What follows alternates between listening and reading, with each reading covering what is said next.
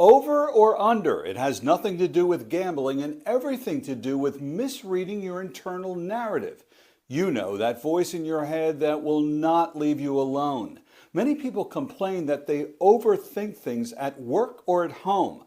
I'd like you to see it another way. Brick upon brick, in anxiety, we build that dark neighborhood in our heads where we predict that something negative is going to happen and we see the consequences, growing and growing and growing. Sometimes it's called catastrophizing. In many situations, that thing that we fear either does not happen or the consequences were nowhere near as bad as we predicted.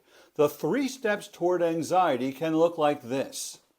Step 1. We overestimate the possibility that something will go wrong. Step 2, we overestimate the consequences of that thing going wrong. Step 3, we underestimate our ability to cope.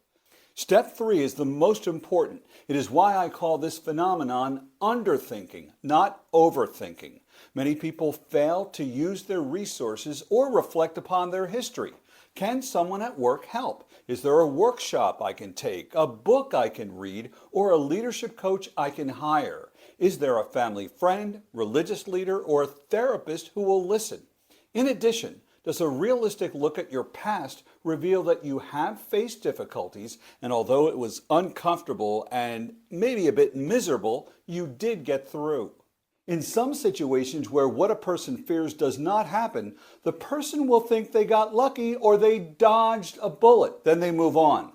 That is a mistake. You've got to stop and take a look at what might be a flawed pattern of thinking that is not serving you.